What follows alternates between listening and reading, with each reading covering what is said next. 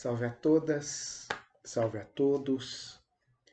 Mais uma semana, mais um momento. E nesse de hoje nós vamos abordar, conversar, dialogar sobre alguns mecanismos, algumas experimentações, alguns fenômenos da mediunidade, né? Nós vamos tentar abordar um pouco mais não, né? Abordar pela primeira vez esses fenômenos, propondo caminhos, ideias, percepções, perspectivas, tanto dentro do escopo religioso, como principalmente e especialmente fora também do escopo religioso. Né? A gente vai tentar aqui criar algumas conversações de como vidência, clarividência, audiência, intuição, sensorialidade numa perspectiva bem maior podem podem nos auxiliar em nosso aprimoramento, pode auxiliar os outros e pode contribuir para o crescimento de todos nós enquanto coletividade. Então nós vamos conversar sobre um pouco de tudo isso. Eu encontrei aqui uma definições bem sucintas, bem diretas, dadas pela FEB, o, o, o site, né? Deixa eu pegar aqui. É febnet.org.br. FEB, para quem não sabe, é Federação Espírita Brasileira. E fazem um trabalho deles de divulgação, e nesse trabalho de divulgação tem aqui o material disponibilizado na própria rede, que eles estão trabalhando esses conceitos. Né? Eles vão a Kardec, Allan Kardec, codificador do Espiritismo, e nos possibilita ter uma base. Assim, né? Por que usar Kardec? Por que ir à FEB? A FEB foi porque, ao procurar alguns desses termos, vi muita coisa. E muito mais das coisas que a gente está, em uma certa maneira, fazendo uma leve, suave crítica. Leve e suave, tá, gente? Não é uma crítica rigorosa, mas tem uma crítica aqui, leve, suave, que a gente está fazendo a esses despertares. Despertar esses fenômenos, despertar essas vidências, despertar a clarividência, despertar não sei o que. A maioria fala disso, dista sobre isso. Outros vão trabalhar em outras orientações. E eu achei que a FEB, esse material, dá um esteio. O que é o esteio? O que eu fico conversando com as pessoas nesses processos dos cursos de sensitividade que a gente vai ofertando? A gente oferta o curso de sensitividade buscando essa matriz da ciência e da arte, cada vez mais a arte, como experimentações de cada uma dessas potencialidades que possuímos. E quando a gente direciona para esse caminho, recebendo algumas pessoas, conversando com algumas pessoas, temos de tudo. Nós temos desde dos completos descrentes até os que são altamente pios. Tem esse leque, essa vastidão, essa imensidão de trocas, né, e de perspectivas. Fico mais confortáveis com aqueles que trazem figurinha para trocar conosco e, ao trazer essas figurinhas, não venham com marcações muito universalizadas. É assim ou é assado. O que a gente vai tentar aqui dialogar é mostrar como que, a partir desse termo vidência, clarividência, tem um leque imenso, um guarda-chuva imenso no qual cabem ali 334 trilhões de possibilidades dentro de cada um desses conceitos, dessas explicações. Não dá para percorrer cada uma ou todas elas. Então a gente busca bases, busca fundamentos. E o que eu sinto, por vezes, tanto na pessoa mais cética e menos esclarecida, até o mais esclarecido e muito pio, é que por vezes falta essa fundamentação teórica, falta esse esteio, que não é só disso que vive, mas ele é importante para a compreensão, para a explicação, para a reflexão de diversas coisas. E isso os amigos kardecistas possuem com muita elegância e profundidade. Eu não acho que o kardecismo seja teto. Foi no século XIX, pode ter sido até meados do século XX, mas há muito tem outras coisas acontecendo a partir dessa revelação, né? Dessa visão e da vinda do Consolador. Mas eu acho que não dá para ignorar, seja onde estivermos, por quais caminhos vamos traçar e trilhar, mas especialmente esses que muitos querem entrar, de perceber o kardecismo como base. É uma base que pode ser aí teto para alguns, tá bom, tá ótimo. Pode ser base para outros tantos que tá bom e tá ótimo. Eu acho que ele ajuda a preencher conceitualmente essas lacunas. As vivências não, as vivências a gente precisa de utilizar outras marcações, a praticidade, a prática, a experimentação. Estou falando do quê? Leva-se dentro da matriz kardecista o estudo muito a sério. Parece até uma anedota que se conta sobre um físico que quando ele foi querer aprender a nadar, a primeira coisa que ele faz é ler sobre. Então ele vai ler sobre natação, sobre movimentos, aquela coisa toda. O kardecismo, por vezes, é muito assim. O falar, o abordar esse mundo, esse universo dos espíritos, está repleto e necessita estar conceitualmente fundamentado. Então faz curso de mediunidade que é quase uma graduação, né? 4 anos, 5 anos, 6 anos. E obviamente que a gente não aprende, tá? Claro que não se aprende isso em 2 anos, em 3 anos, 4 anos, 5 anos. Esse é um lado. O outro lado é o lado dos meus amigos da Umbanda, que durante muito tempo faltou fundamentação teórica. Hoje que eu digo, já tem uns 15, 20 anos. Já temos mais obras falando, explicando, delucidando, mas a maioria das vezes é só prática, né? Se você tem sensitividade, se você tem sensibilidade, se você é médium, os caras te sopram, bate o sininho, você girou, ou pegou o vento, pegou o espírito e entrou pro meio da roda. Uai, o que é isso? Como é que funciona? Sai muita bobagem, sai muita besteira, sai muita erros conceituais que o processo teórico poderia auxiliar o médium. O inverso é recíproco. Às vezes a gente engessa pessoas que estão prontas, mas que elas só ficam na teoria. Uma teoria, por vezes, exaustiva. Essas coisas funcionam, aos meus olhos, melhor em conjunto, prática e teoria, ação e reflexão. O fazer e o refletir sobre o que foi feito.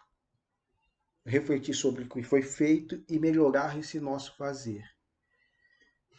Um processo dialético mesmo, incessante, permanente, de muito estudo, de muita observação, de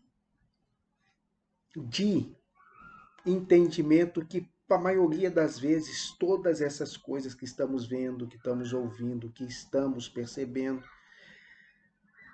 diz mais respeito a nós do que ao outro. E vai ser assim por uma grande parcela de médiums, como vai ser assim uma grande parcela de nossa mesmo existencial. A maioria das pessoas vão ter um processo existencial no qual esse outro bem próximo, familiar, seu círculo ali de relacionamento, é o impacto que nós vamos ter, é o impacto que conseguimos ter, é o nosso escopo, é o nosso foco. E dentro disso, muitas das nossas mensagens, dos nossos dizeres, é para nós. É o nosso alcance, é a nossa demarcação, é a nossa marcação. Nem é uma limitação, é uma delimitação melhor do que uma limitação. Isso às vezes amplifica, muitas vezes aumenta. E aí a gente ganha outros grupos, alcança um número maior de pessoas, um número maior de seres, um alcance, vamos chamar regional, familiar, regional, e isso vai indo crescendo. E aí é que talvez isso que nós estamos colocando, dizendo e percebendo vá chegando a outros. Isso, para os artistas, é muito nítido.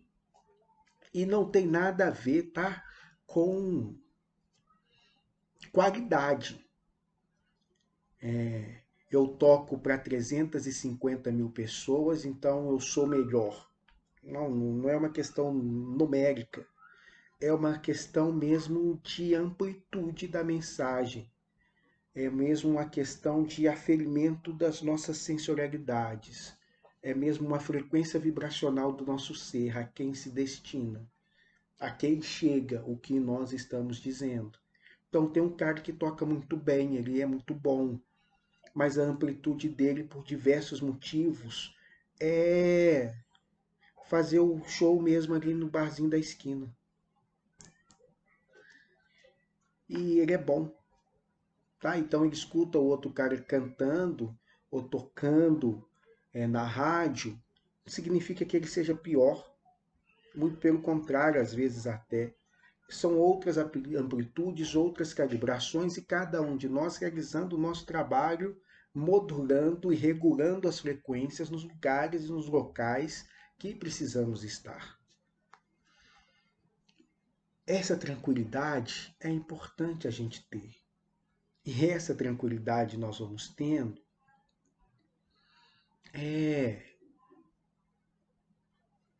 percebendo, entendendo, aceitando a parte da humildade.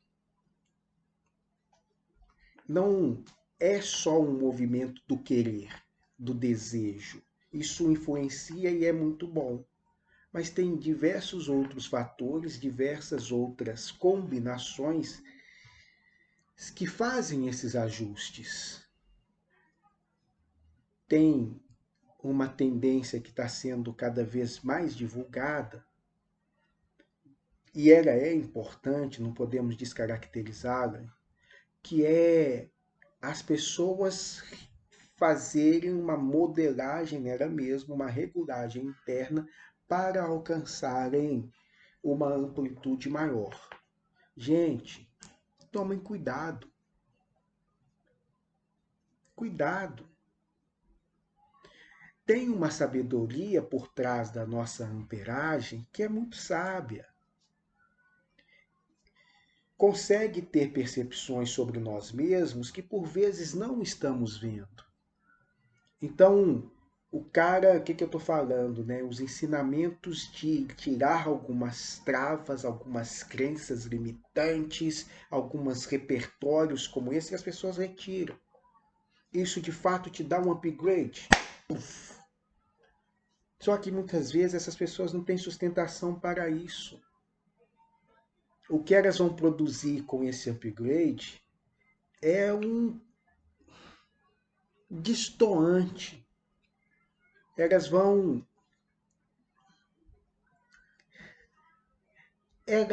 auxiliar as pessoas a se perderem, elas vão provocar ruídos durante o caminho, durante boa parte da jornada.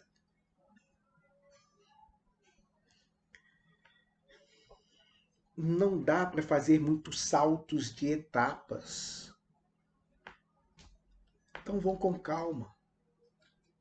Vão com muita calma.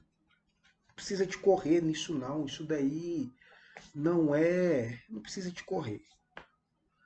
É meio um Ubuntu, né? Esse eu sou porque somos, é um caminhar de mão dadas, vamos de mão dadas, não nos afastemos muito, vai dizer o poeta. E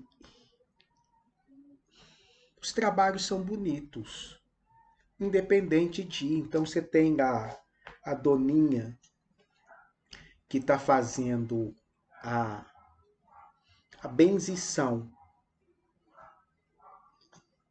lá na Serra da Moeda, e o trabalho dela é fantástico, fabuloso, sensacional. Ela não vai vender 350 milhões de livros. Ela não vai dar aula sobre benzimento. Ela não vai ter o vídeo gravado no YouTube. Mas o trabalho dela é altamente significativo, com um enraizamento, com uma profundidade que possibilita esses outros trabalhos. Daqui onde nós estamos, aí mostra os amigos nossos, né, que trabalham na telecomunicação, a gente vê o William Bonner, a gente vê o apresentador, mas para o apresentador chegar ao ar, tem uma equipe, uma rede. Você pode acreditar que é o apresentador que faz toda a diferença. Mas para quem está em outros lugares, vai virar e falar assim, olha, é um trabalho conjunto, cada um fazendo a sua parte, cada um produzindo da sua melhor maneira, isso possibilita a mensagem chegar. E essa mensagem chega a determinados públicos, determinadas pessoas, em determinados lugares. Vamos pensar lá, né? Você me dera aqui esse exemplo. Jesus conversou inicialmente com 12. E vai assim. Então Barrabás que estava falando para milhares, ou Pôncio Pilatos que estava falando para outros milhares, era mais significativo? Não sei.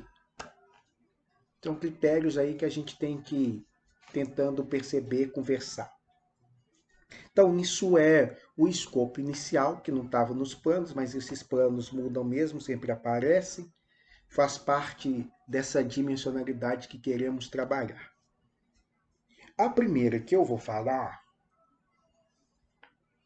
é um órgão esquecido. Isso assim, né? Obrigado. Nem é que é só um órgão esquecido. É que a gente precisa começar a falar desses aparatos mediúnicos, sensitivos, a partir da nossa corporeidade. Sem a nossa corporeidade, vidência, clareaudiência, as diversas percepções que a gente vai ter de ambientes mais sutis vão perdendo sentido. Ou, não é que perdem sentido, ganham uma marcação dessa dicotomia que se trabalha, corpo e alma. A gente vai ver que acho que algumas definições que o pessoal acaba entrando nessa linha mesmo. Como dizer, não é os olhos que veem, sim a alma. É verdade. É verdade? É verdade. Desde que a gente tente realocar, perceber o que, que nós estamos chamando de alma. Então, a gente muda isso. Hoje a gente tem todo um avanço científico da própria neurociência, da própria neurologia, que nos dão elementos concretos, palpáveis. Não é o olho que vê. O olho é apenas um instrumento. Não é a orelha que ouve.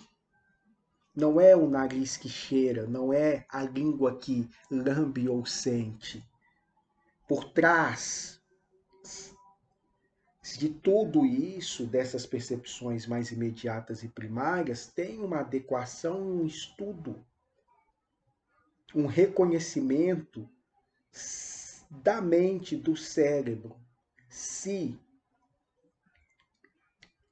a gente não for capaz de decodificar essas mensagens, essas impressões, nós não vemos, não ouvimos, não enxergamos.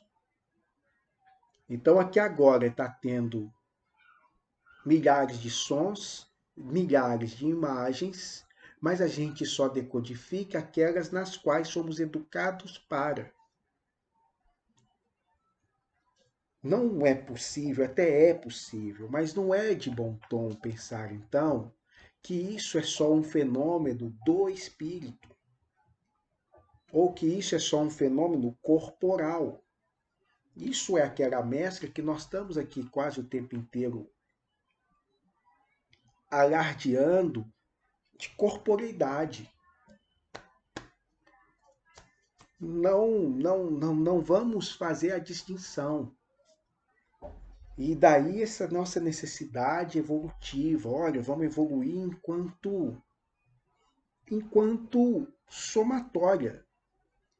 Há tanto uma necessidade de evoluirmos, de nos melhorarmos e aprimorarmos a nossa sensibilidade, quanto há uma necessidade também desse corpo se aprimorar, para que ele consiga lidar, absorver, captar sutilezas que dentro desse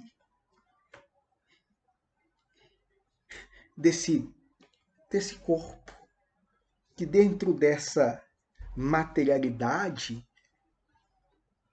a gente não consegue muitas vezes captar. E daí, novamente, alguns seres já nascem captando, estão percebendo, vendo mais frequência, tendo acesso a mais luz, tendo acesso a mais sons, tendo acesso a mais cores, tendo acesso a mais cheiros do que outros. Essa fisiologia já está sendo reformulada. Há tempos, a cada geração, essa fisiologia vai melhorando. Nossos corpos estão aprimorando para que a nossa consciência desenvolva. Ou melhor, para que a nossa consciência consiga habitar um corpo mais confortável. Engenharia mesmo, genética muito bem feita, muito bem elaborada, que não temos ainda muita. Temos, avançamos demais, mas o que esse pessoal faz é ainda muito mais avançado do que estamos. E daqui, gente, com todo respeito a todos nós médiuns, aos queridos pais de santo, aos queridos dirigentes espíritas, aos queridos instrutores, daqui, tentar acertar ou mexer nessa calibragem é muita, mas muita arrogância. Não mexa. Não mexa. A gente atrapalha mais do que ajuda. Fechei a vidência do fulano, abri a vidência do ciclano. Para quê? Baseado em quê? Como é que você vai fazer um movimento desse? Você é quem?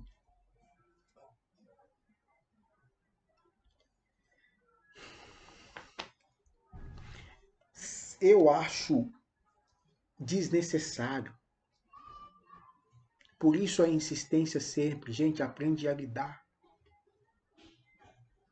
Porque muitas pessoas que têm essas habilidades nos chegam, nos procuram, desesperadas. Não quero ver, não quero ouvir, não quero sentir, não quero perceber, não quero. E aí, num processo de desespero, que é o que me parece às vezes também, essa coisa do amor, nós temos que ajudar, nós vamos te ajudar, nós vamos te auxiliar, vai lá e compra uma briga desse tamanho e tira a evidência, e corta não sei o que, e corta não sei o que, e corta mais não sei o que, gente.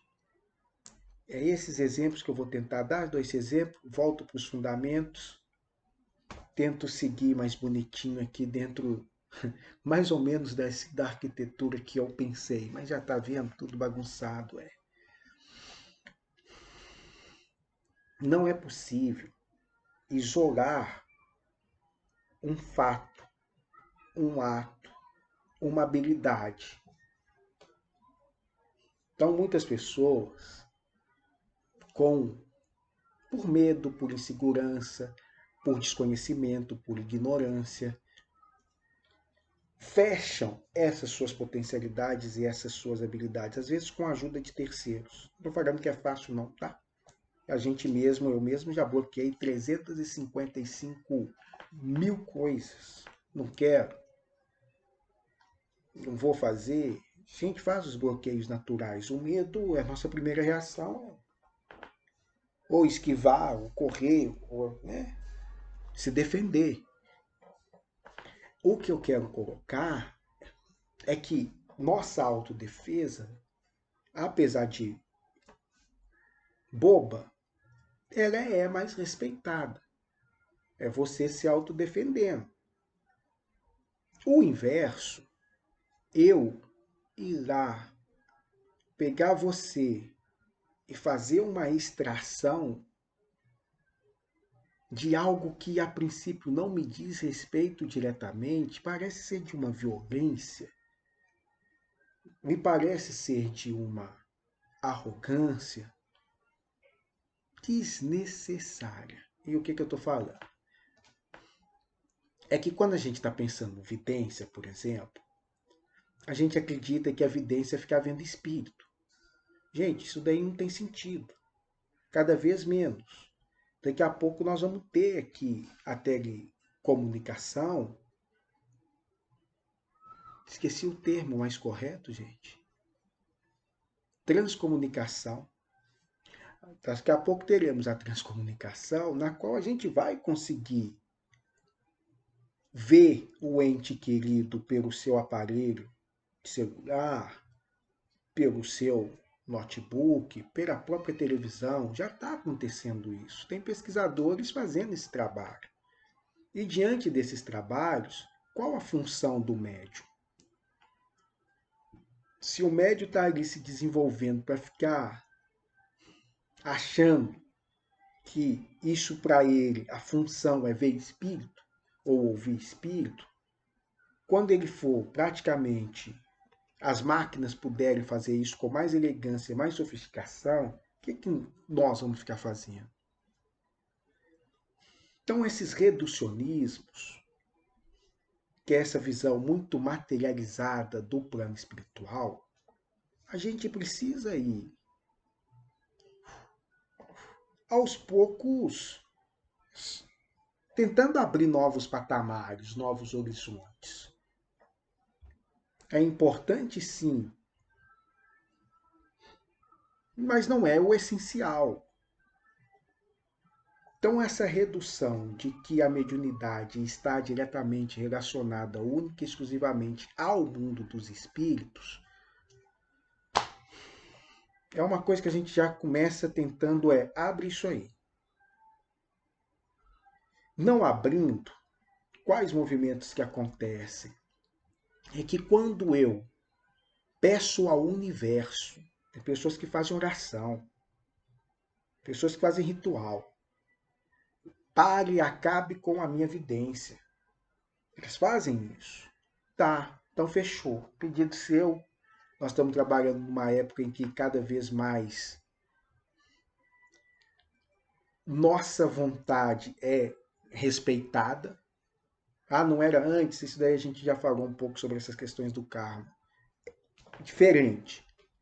Estão sendo mais respeitada aí. Segue seu caminho. Tem ninguém te tutelando aí, não. Pode fazer o que você quiser. Tá, eu não quero ver. Ótimo. Então tá. Você acha que você parou de ver um mundo espiritual? Ah, tá, não tô vendo mais espírito. Que lindo, tô bem, sossegado. Só que de repente você começa a tropeçar. De repente você começa a dar cabeçada. De repente as coisas perdem clareza. O ver aqui, gente, é muito mais amplo, mas infinitamente mais amplo do que ficar vendo só espírito. Nós temos milhares de evidências e de videntes sensacionais que não veem espíritos. Mas os caras conseguem. Eles conseguem ver coisas que a gente não está vendo. Isso eu aprendi tanto vendo videntes na mesa do trabalho, quanto vendo e os ouvindo fora dessa mesa de trabalho. A evidência é muito mais ampla. O que é? Eu dar um exemplo, né? Tá lá um terreno vazio. Aí chega 3 pessoas e começa a conversar. Aqui vai ficar o banheiro. Aqui você vai construir não sei o que. Aqui eu quero um corredor. Ali em cima nós vamos fazer. Não tem nada de não, gente. Eu ficava vendo essas conversas de minha mãe conversando com pedreiros, da minha avó acompanhando a conversa, às vezes dos meus irmãos entrando. Eles estão vendo uma casa pronta. O pedreiro também está vendo a casa pronta e a casa vai sair do jeito que a princípio eles idealizaram. Ninguém está vendo espírito ali, mas eles estão vendo algo que não está construído.